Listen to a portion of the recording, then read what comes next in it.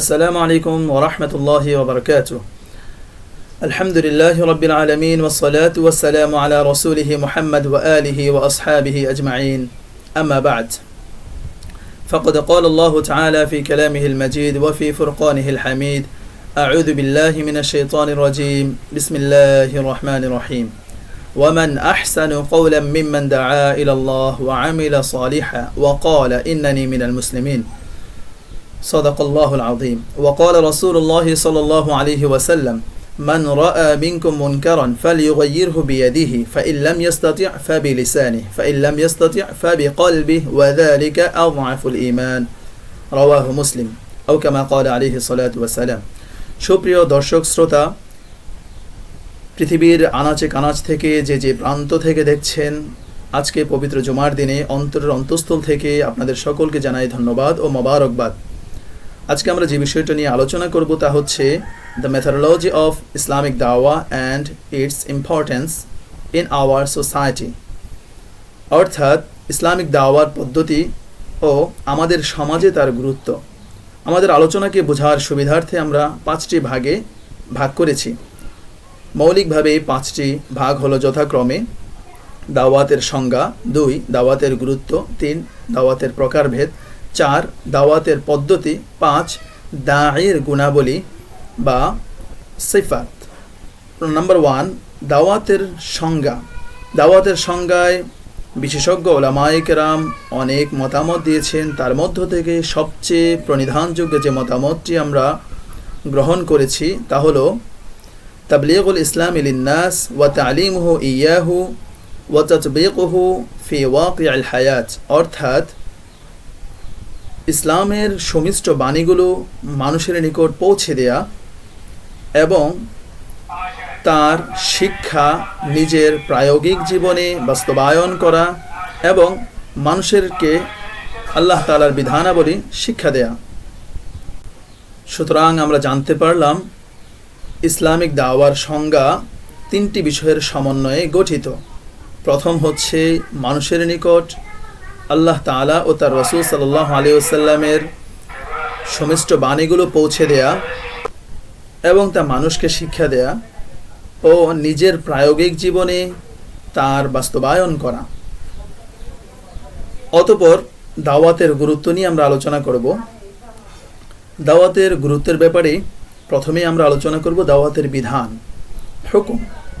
দাওয়াতের কাজ করা এটা কি ফরজ নাকি ওয়াজিব নাকি সুন্নাত নাকি নাফল, না কোন পর্যায়ে এটি রয়েছে?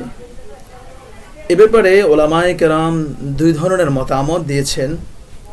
নাম্বার 1, দাওয়াতের কাজ করা এই উম্মতের জন্য, উম্মতে মুহাম্মাদির জন্য ওয়াজিবুন আলাল উমুম।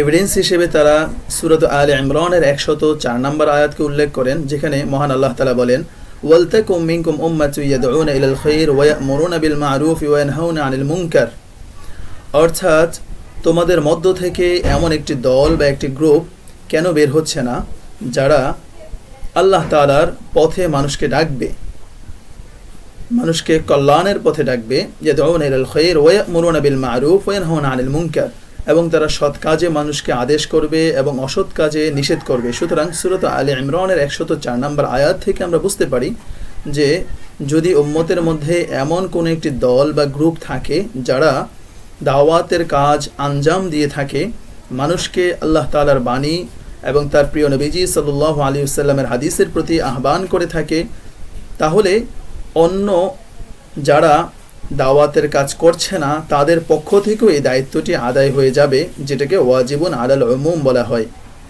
অর্থাৎ উম্মতের কোনো এক গ্রুপ বা কোনো এক দল যদি সে কাজ আঞ্জাম দিয়ে থাকে, তাহলে অন্য দল সে কাজ আঞ্জাম দেওয়ার দায়িত্ব থেকে মুক্তি পাবে। নাম্বার 2, কিছু বিশেষজ্ঞদের মতামত হচ্ছে দাওয়াতের কাজ করা ওয়াজিব আইনিন আলা হাসবি ইসতিতাআতিহি, অর্থাৎ এটা ওয়াজিব আইন, উম্মতের প্রতিটি ব্যক্তির উপর তা ওয়াজিব প্রত্যেকের সামর্থ্য অনুযায়ী।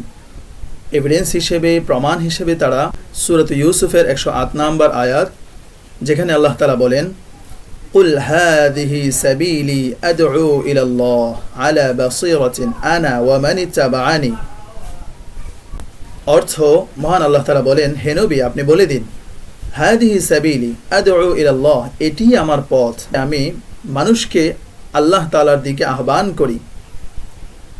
আলা বাসীরাতিন আনা ওয়া মান ইত্তাবাআনি, বুঝে শুনে আমি এবং যারা আমার অনুসারী, অর্থাৎ আমরা সকল মুসলিম প্রিয় নবীজি সাল্লাল্লাহু আলাইহি ওয়াসাল্লামের অনুসারী। সুতরাং নবীজি সাল্লাল্লাহু আলাইহি ওয়াসাল্লামের অনুসারী হিসেবে আমাদের সকলেরও কাজই এটাই, মানুষকে আল্লাহ তাআলার দ্বীনের প্রতি আহ্বান করা।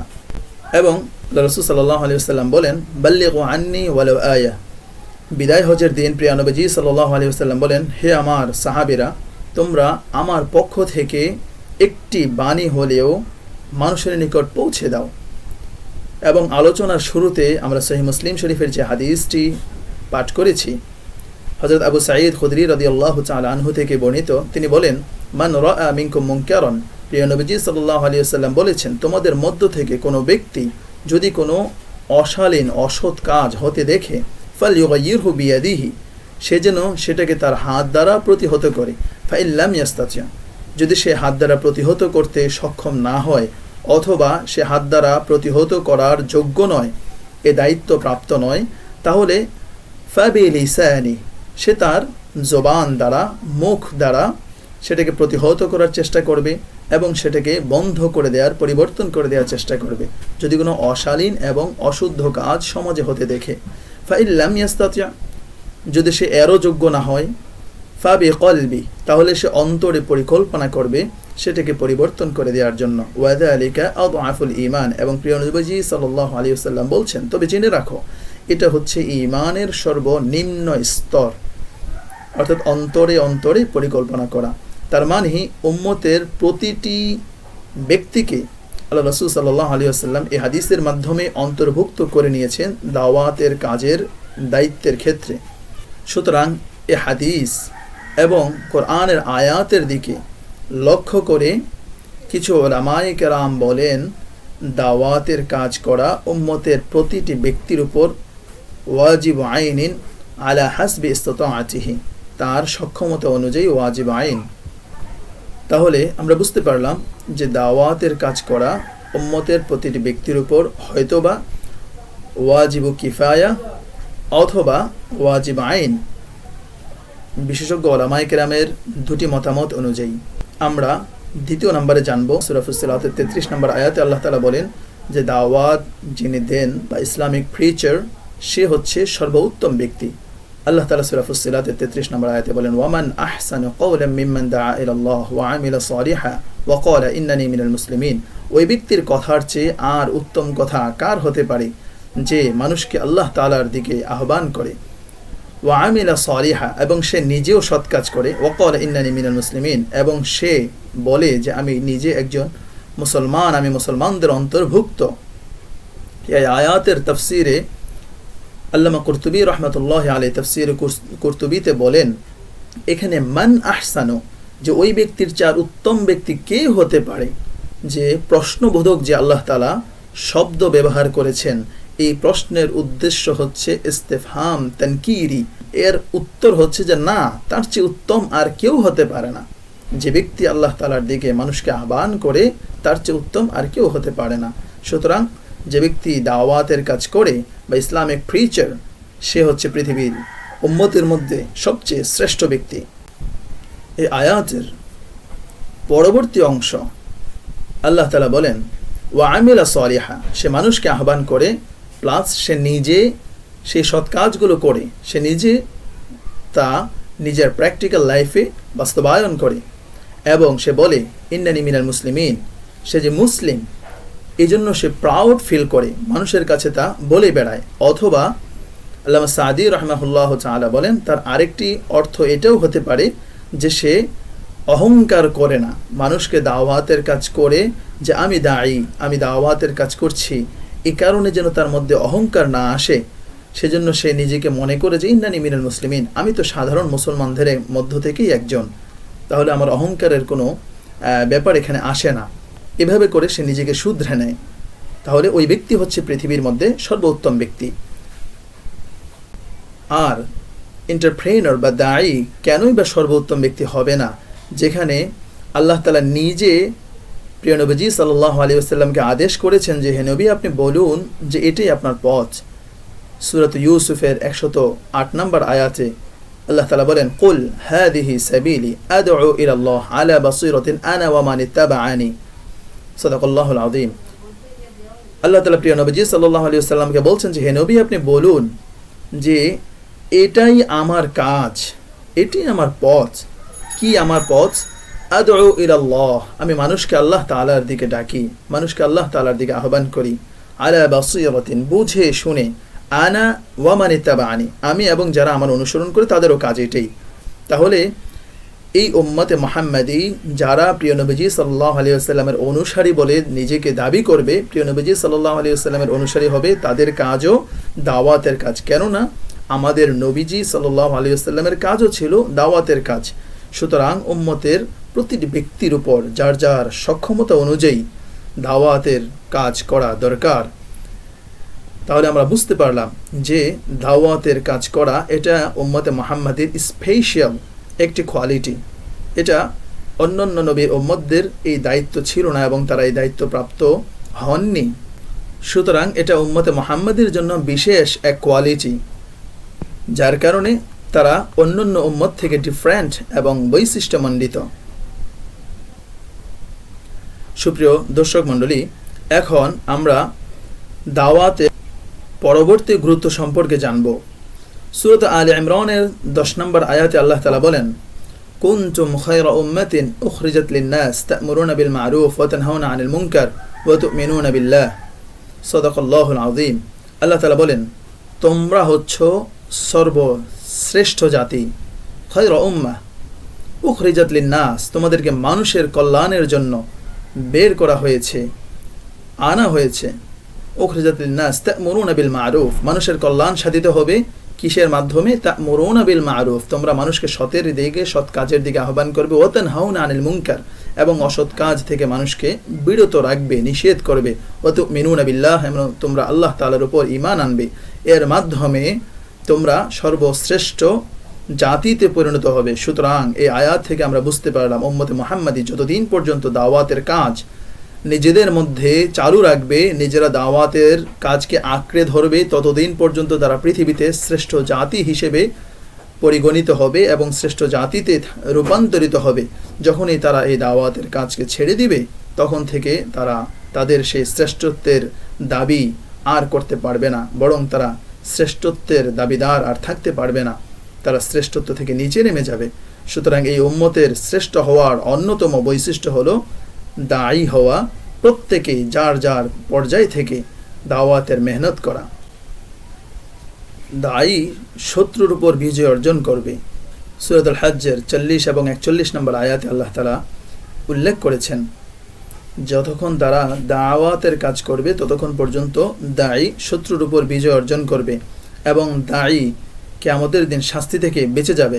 সূরাতুল মাইদার 65 নম্বর আয়াতে আল্লাহ তাআলা বলেন, লুইনাল্লাযীনা কাফারু মিন বানি ইসরাঈল, বানি ইসরাঈলের এই ঘটনা বলে আল্লাহ তাআলা বলেন যে তারা যারা দাওয়াতের কাজে নিমজ্জিত ছিল তাদের কারণে আল্লাহ সকলকেই সেই শাস্তি থেকে মুক্তি দান করেছেন এবং দাওয়াতের কাজ করা এটি এই উম্মতের একমাত্র মুক্তির উপায়।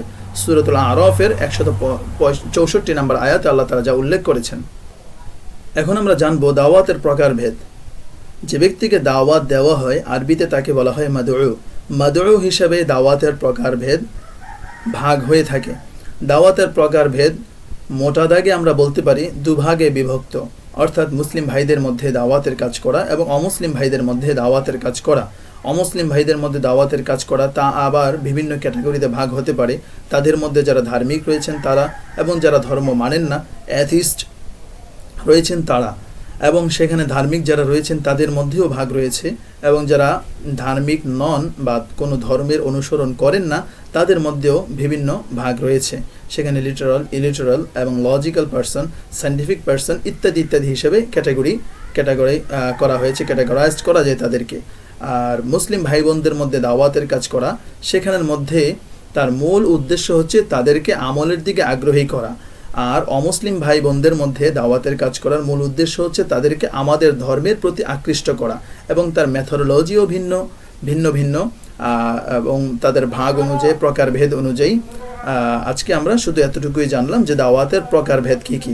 দাওয়াত শব্দটি একটি ব্যাপক শব্দ, তাই তার মধ্যে ইসলামের স্বীকৃত যতগুলো পদ্ধতি রয়েছে মানুষকে ইসলামের দিকে আহ্বান করার সমস্ত পদ্ধতি অন্তর্ভুক্ত।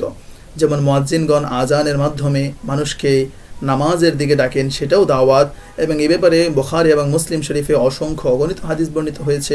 হযরত আম্মা আয়েশা রাদিয়াল্লাহু তাআলা আনহা থেকেও হাদিস বর্ণিত হয়েছে যে আল্লাহ তাআলা ওয়ামান আহসানু ক্বাওলাম মিম্মান দাআ ইলাল্লাহ, এই আয়াতটি মুয়াজ্জিনদের সম্মানে, যারা নামাজের প্রতি মানুষকে আহ্বান করে তাদের সম্মানে আল্লাহ তাআলা নাজিল করেছেন।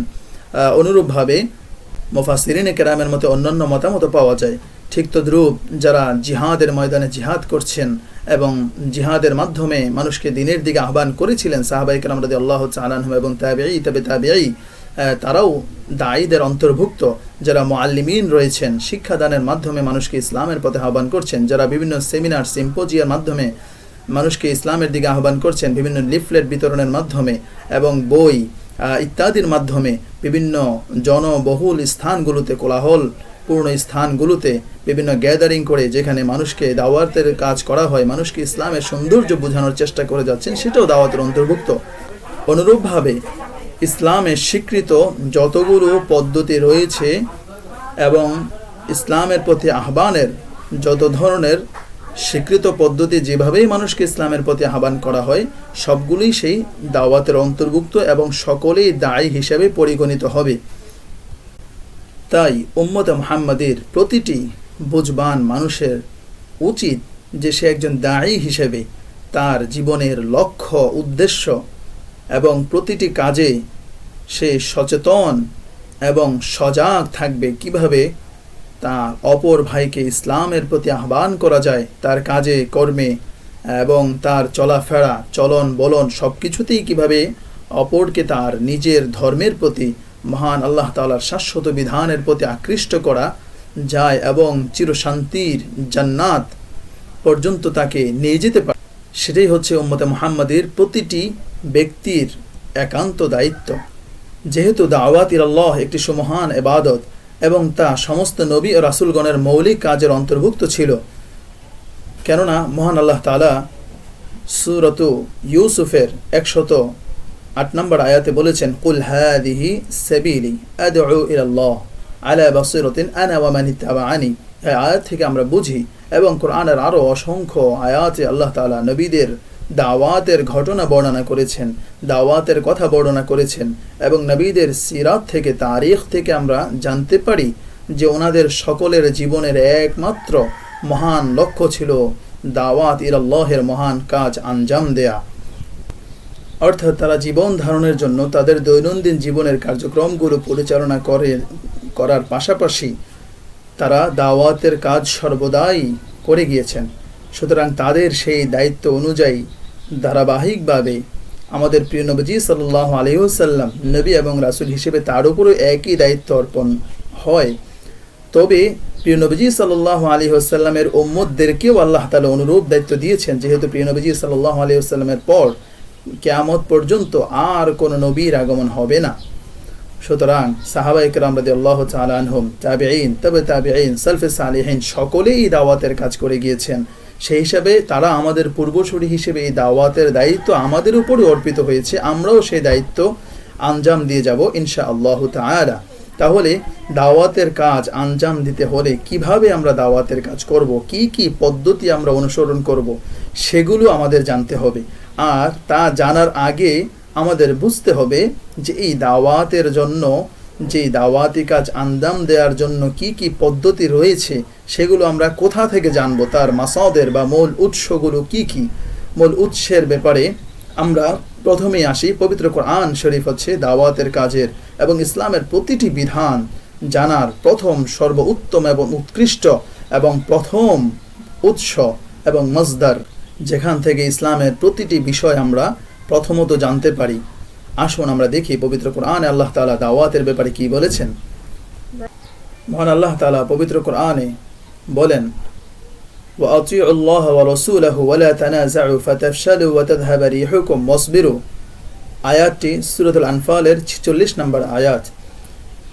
এই আয়াতে আল্লাহ তাআলা বলেছেন তোমরা আল্লাহ তাআলার অনুসরণ করো এবং তার রাসূলের অনুসরণ করো, ওয়ালা তাফাররাকু, এই পথ থেকে আল্লাহ এবং তার রাসূলের আদেশ থেকে তোমরা বিচ্যুত হয়েও না, ওয়ালা তাফাররাকু, সেখান থেকে তোমরা বিচ্যুত হয়েও না। তাহলে আল্লাহ তাআলার পদ্ধতি এবং তার রাসূলের পদ্ধতি জানার জন্য প্রথমে আমাদেরকে পবিত্র কোরআনের দিকে যেতে হবে।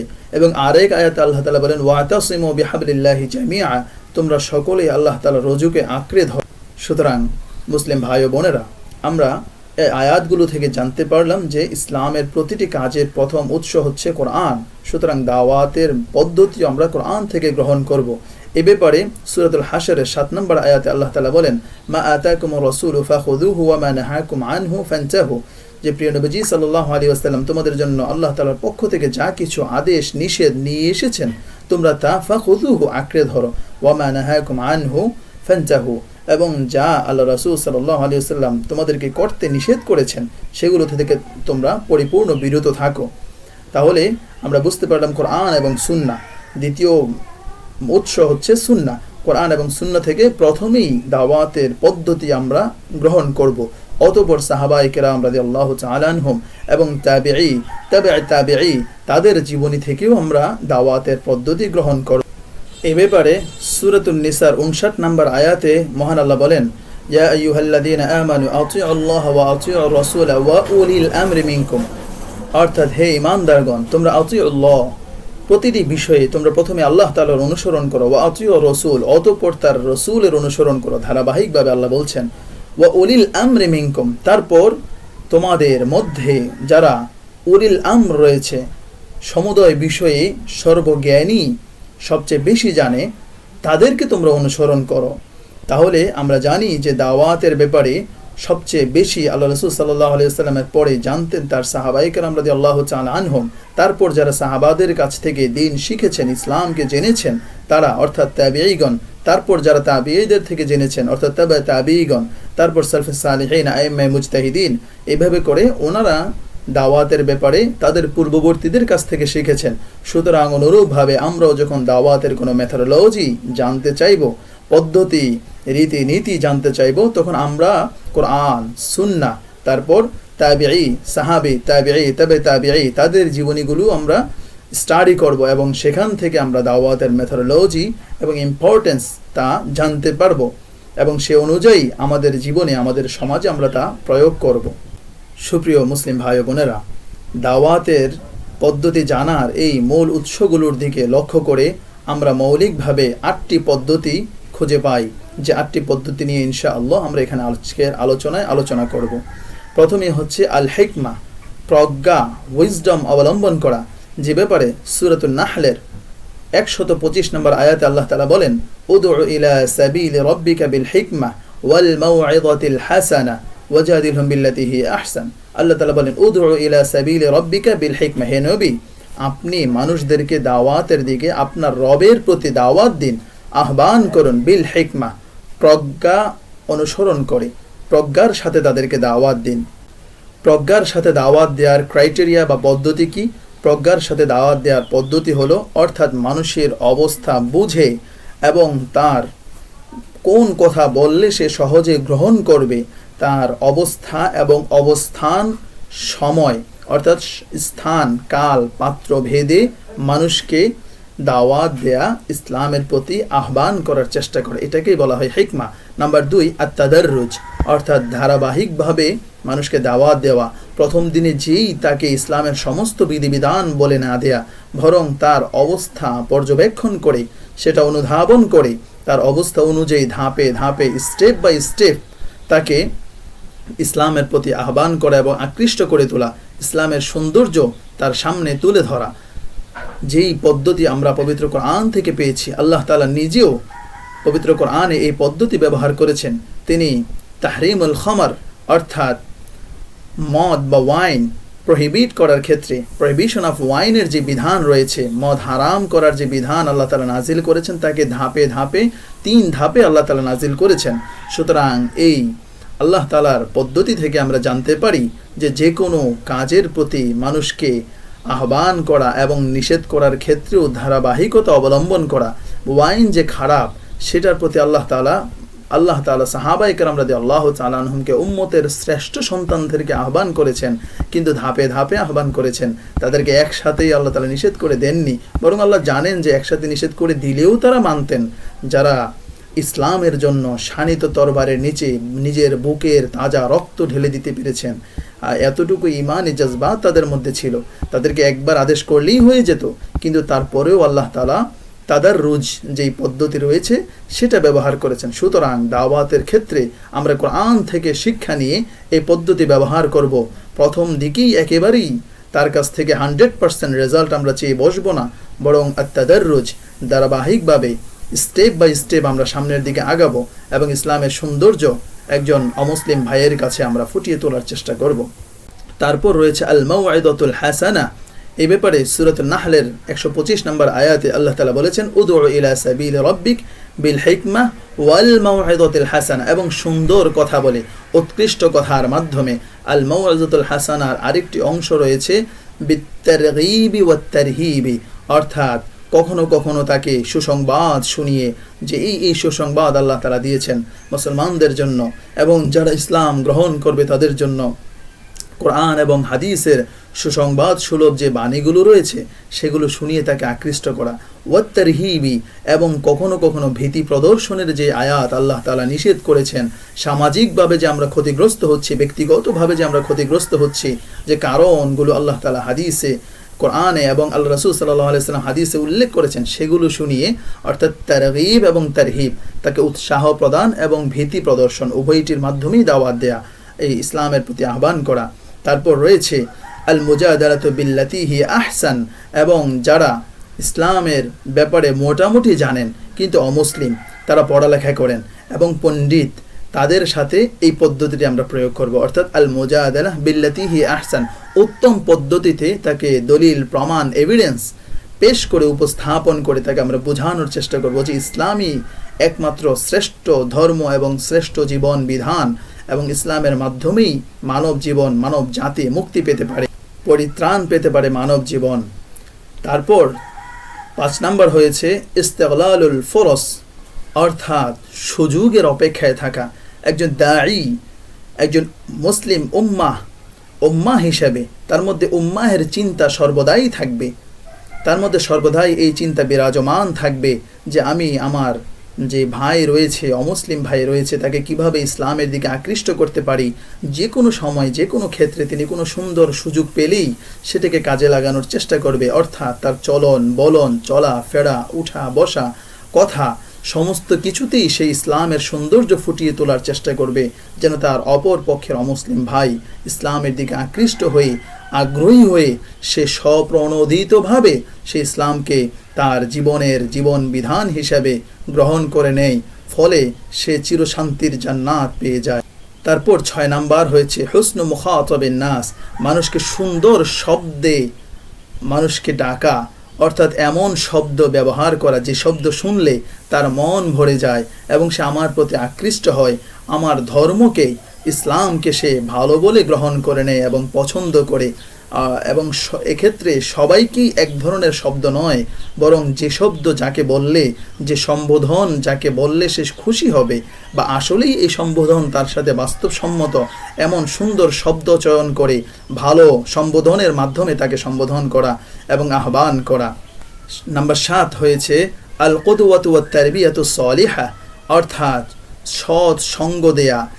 আমার চাকরির ক্ষেত্রে আমার কলিগ রয়েছে, আমার পড়ালেখার ক্ষেত্রে আমার সাথী কলিগ রয়েছে, আমার জীবনে চলার ক্ষেত্রে অনেক বন্ধু বান্ধব রয়েছে যারা পরিপূর্ণ ইসলামকে মানে না অথবা তারা আদৌ মুসলিম নয়। আমি তাদের জন্য আল কুদওয়া, আমি তাদের জন্য উত্তম উৎকৃষ্ট অনুসরণীয় ব্যক্তি হয়ে যাব এবং আমার প্রতিটি কাজ, প্রতিটি কথা যেন এমন অনুসরণীয় হয় যার কারণে তারা ইসলামের প্রতি আকৃষ্ট হয়ে ইসলাম ধর্ম গ্রহণ করে নেন।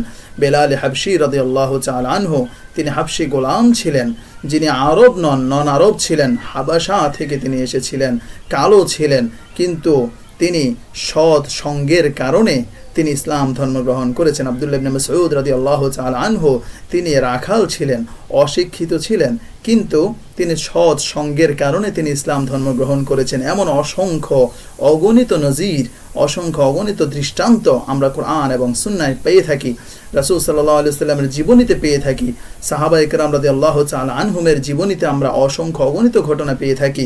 ঠিক তদ্রূপ তার বিপরীত পক্ষেও রয়েছে যে কতুবার কারণে, তারবিয়া সাইয়্যার কারণে, খারাপ সঙ্গের কারণে, খারাপ অনুসরণের কারণে ইসলামকে ভালোবেসেও সে ইসলাম গ্রহণ করতে পারেনি।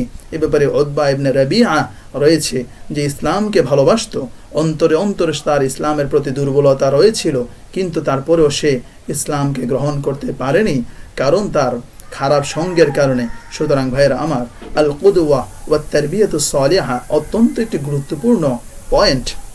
সুতরাং আমরা এই ব্যাপারে খেয়াল করব যে আমি আমার কর্মস্থলে, আমি আমার জায়গায়, আমার সোসাইটিতে আমি কুদওয়ায়ে হাসানা হওয়ার চেষ্টা করব এবং ভালো অনুসরণীয় ব্যক্তি হওয়ার চেষ্টা করব। তারপর নাম্বার 8 হচ্ছে আল ইআলাম ওয়া ওয়াসাইলুল মুখতালিফা, অর্থাৎ বিভিন্ন প্রিন্ট মিডিয়া, সংবাদ মাধ্যম রয়েছে, অনলাইন রয়েছে, বিভিন্ন মাধ্যমে ইসলামকে প্রসার করা, মানুষের কাছে ইসলামের সৌন্দর্য তুলে ধরার চেষ্টা করা। এই 8টি পদ্ধতির মধ্যে আরও অনেক পদ্ধতি অন্তর্ভুক্ত রয়েছে। তার মধ্য থেকে আমরা ইনশাআল্লাহ অন্য সময় সুযোগ পেলে বিস্তারিত আলোচনা করে আরও পদ্ধতিগুলো আমরা জেনে নিব। আমাদের সময় সংক্ষেপ, সুতরাং আমরা খুব বেশি লম্বা দীর্ঘ আলোচনায় না যে সংক্ষেপে আমাদের আলোচনাগুলো শেষ করার চেষ্টা করছি। আমরা এখন আমাদের 5 নম্বর পয়েন্টে চলে এসেছি, অর্থাৎ একজন এন্টারপ্রেনার তার কী কী কোয়ালিটি থাকা দরকার সে ব্যাপারে আমরা এখন জানবো ইনশাআল্লাহ। দাওয়াতের ক্ষেত্রে একজন দাঈর যে কোয়ালিটিগুলো থাকা দরকার তার মধ্যে থেকে 8টি কোয়ালিটি আমরা এখানে তুলে নিয়ে এসেছি, যা পবিত্র কোরআন এবং হাদিস দ্বারা প্রমাণিত, প্রুফড। এবং এই 8টি কোয়ালিটি যদি কোনো ব্যক্তি অনুসরণ করতে পারে, তার দ্বারা আস্তে আস্তে আস্তে আস্তে দিনের কাজ হবে এবং দিন ছড়াতে থাকবে। আরও অন্যান্য প্রাসঙ্গিক যে কোয়ালিটিগুলো আছে সেগুলো তার মধ্যে সম্পৃক্ত হয়ে যাবে এবং জমা হয়ে যাবে ইনশাআল্লাহু তাআলা। তাহলে এই কোয়ালিটিগুলোর মধ্যে নাম্বার 1 ইখলাস, অর্থাৎ ইখলাসের সাথে আল্লাহ তাআলার দিকে মানুষকে আহ্বান করা, তার নিয়তকে বিশুদ্ধ করা। এ ব্যাপারে বুখারী শরীফের প্রথম হাদিস, হযরত আব্দুল্লাহ ইবনে ওমর রাদিয়াল্লাহু তাআলা আনহু বলেন, ইন্নামাল আমালু বিন্নিয়াত, অর্থাৎ সমস্ত কাজ নিয়তের উপর নির্ভরশীল। এবং আরেক হাদিসে আল্লাহ রাসূল সাল্লাল্লাহু আলাইহি ওয়াসাল্লাম বলেছেন, আখলিস দীনাক ইয়াকফিকাল আমালুল কলিল, তুমি তোমার ঈমানকে খাঁটি করো, তোমার নিয়তকে তুমি বিশুদ্ধ করো, ইয়াকফিকাল আমালুল কলিল, তাহলে অল্প আমলই তোমার নাজাতের জন্য যথেষ্ট হবে। সুতরাং আমরা জানতে পারলাম যে প্রথমেই ইখলাস হচ্ছে একজন দায়ের প্রথম কোয়ালিটি। ইখলাস থাকতেই হবে এবং এই কথা মনে দৃঢ়ভাবে আঁকড়ে ধরতে হবে, বসিয়ে দিতে হবে যে আমি একমাত্র আল্লাহ তাআলার সন্তুষ্টির উদ্দেশ্যে, আল্লাহ তাআলার সন্তুষ্টি পাওয়ার আশায় মানুষকে দিনের পথে আহ্বান করছি। মানুষ আমাকে দায়ী বলবে এবং আমাকে বাহবা দিবে এই জন্য নয়। নাম্বার 2 আস-সবর, অর্থাৎ ধৈর্য ধারণ করা। এ ব্যাপারে সূরাতুন নাহলের 127 এবং 28 নম্বর আয়াতে আল্লাহ তাআলা বলেন, ওয়াসবির ওয়ামা সবরুকা ইল্লা বিল্লাহ ওয়ালা তাহজান আলাইহিম ওয়ালা তাকু ফি দাইকিম মিম্মা ইয়ামকুরুন। আল্লাহ তাআলা বলেন, হে নবী, আপনি ধৈর্য ধারণ করুন। ওয়াসবির ওয়ামা সবরুকা ইল্লা বিল্লাহ, আপনি একমাত্র আল্লাহ তাআলার জন্যই ধৈর্য ধারণ করবেন। আপনার ধৈর্য ধারণের কারণ হচ্ছে একমাত্র আল্লাহ তাআলা। ওয়ালা তাহজান আলাইহিম, এবং কাফেরদের কাজে আপনি পেরেশান হবেন না, চিন্তিত হবেন না। ওয়ালা তাহজান আলাইহিম ওয়ালা তাকু ফি দাইকিম মিম্মা ইয়ামকুরুন, এবং তারা যে কৌশল করে, যে চক্রান্ত করে, সেগুলো যেন আপনার পথ চলাকে সংকীর্ণ করে না দেয়। আপনি যে দাওয়াতের চিন্তা নিয়ে চলছেন, ফিকির করছেন, সেটা আপনি চলমান রাখুন। সুতরাং একজন দায়ীর দ্বিতীয় বড় গুণাবলী হচ্ছে ধৈর্য ধারণ করা, ধৈর্যের সাথে দিনের পথে আহ্বান করতেই থাকা, দিনের কাজ করতেই থাকা। ইনশাআল্লাহ ধৈর্যের কারণে একসময় আল্লাহ তাআলা তার দাওয়াত মানুষের কাছে পৌঁছে দিবেন এবং মানুষ দিনের পথে আবার আসতেই থাকবেন। তারপর সবচেয়ে গুরুত্বপূর্ণ যে কোয়ালিটিটি 3 নম্বরে রয়েছে, আল ইলমুস সহিহ, বিশুদ্ধ জ্ঞান। বিশুদ্ধ জ্ঞান না থাকলে কখনোই দাওয়াতের কাজ সঠিকভাবে করা সম্ভব নয়। আমরা যে আলোচনা শুনে এসেছি তা থেকে আমরা এটা বুঝতে পেরেছি যে কোরআন এবং সুন্নাহ এবং তারিখ, সিরাতের জ্ঞান কতটা গুরুত্বপূর্ণ। যদি এই জ্ঞান কারো মাঝে না থাকে তাহলে সে পরিপূর্ণভাবে ইউটিলাইজ করতে পারবে না। অর্থাৎ ইসলামের কোন কাজটি কিভাবে করব, দাওয়াতের ক্ষেত্রে পরিপূর্ণভাবে ইউটিলাইজ করা তার জন্য অত্যন্ত কঠিন হয়ে পড়বে। আল ইলমুস সহিহের ব্যাপারে সূরাতুজ জুমারের 9 নম্বর আয়াতে আল্লাহ তাআলা বলেন, কুল হাল ইয়াস্তাউইল্লাযীনা ইয়ালামুন ওয়াল্লাযীনা লা ইয়ালামুন, হে নবী আপনি বলে দিন হাল ইয়াস্তাউল্লাযীনা ইয়ালামুনা ওয়াল্লাযীনা লা ইয়ালামুন, যারা জানে এবং জানে না কি তারা উভয়ই কি বরাবর? তারা উভয়ে কখনো বরাবর হতে পারে? কখনোই তারা উভয়ে বরাবর হতে পারে না।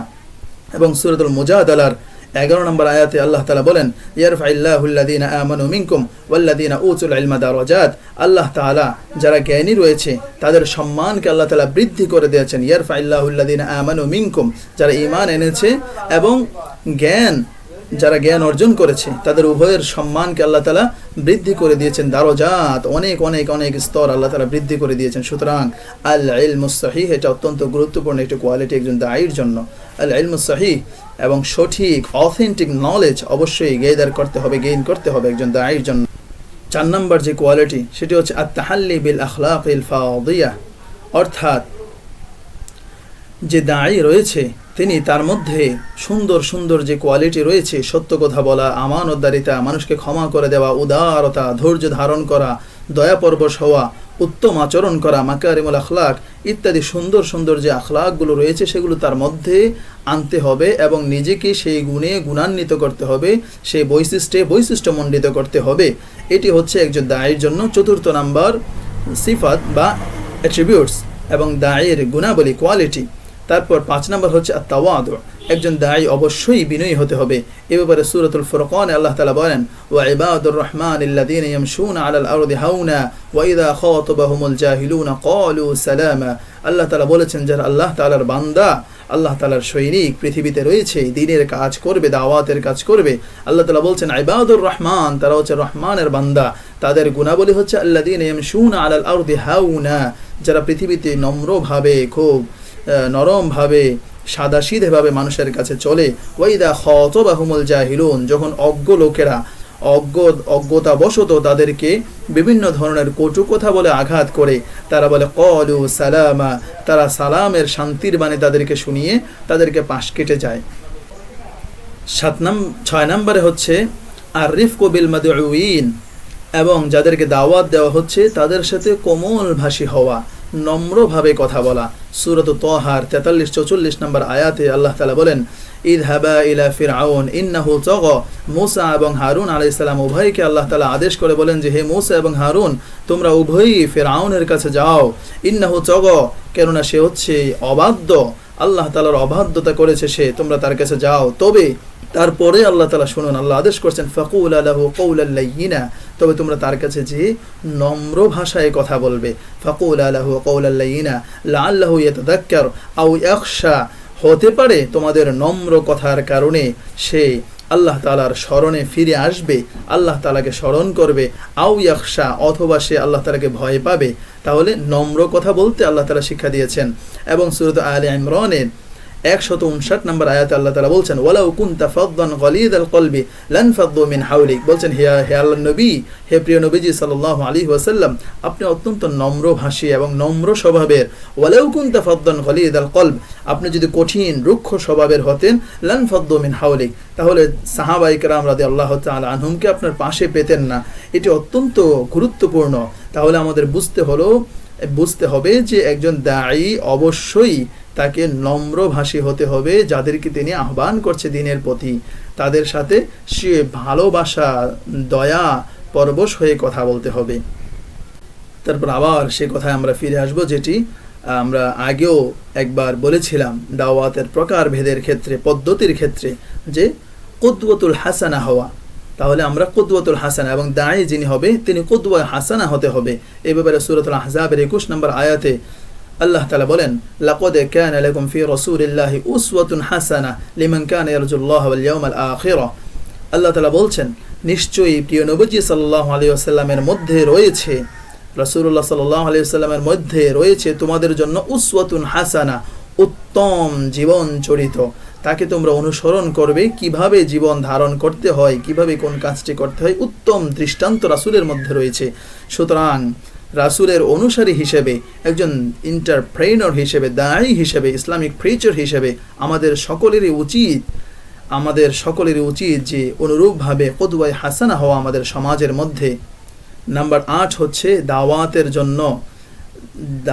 জন্য সবসময় তার অন্তর প্রস্তুত থাকা, এবং যাদেরকে সে দ্বীনের প্রতি আহ্বান করেছে যাদের পিছনে সে শ্রম দিচ্ছে তাদের জন্য আল্লাহ তাআলার কাছে দোয়া করা, কায়ে মনোবাক্যে আল্লাহ তাআলার কাছে দোয়া করা।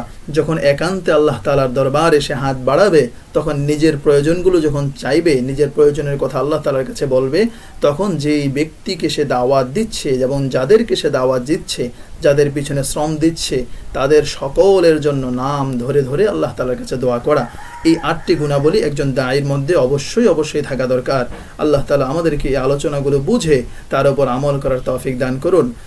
আসলে আমাদের আলোচনার বিষয়বস্তু একটু বড় হওয়ার কারণে আমরা চেষ্টা করেছি খুব সংক্ষেপে এটাকে কোরআন হাদিস অনুযায়ী অথেন্টিক আলোচনা করার।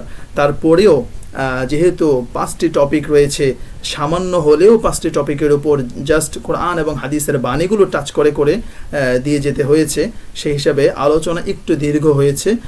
আশা করি এটা আপনাদেরকে বিরক্তির কারণ হবে না এবং আপনারা এই আলোচনা থেকে উপকৃত হয়ে আমরা সকলেই নিজেদের জীবনে তা প্রয়োগ করতে পারবো, প্রয়োগ করার প্রয়াস পাবো। আল্লাহ তাআলা আমাদেরকে আমল করার তৌফিক দান করুন। আমিন।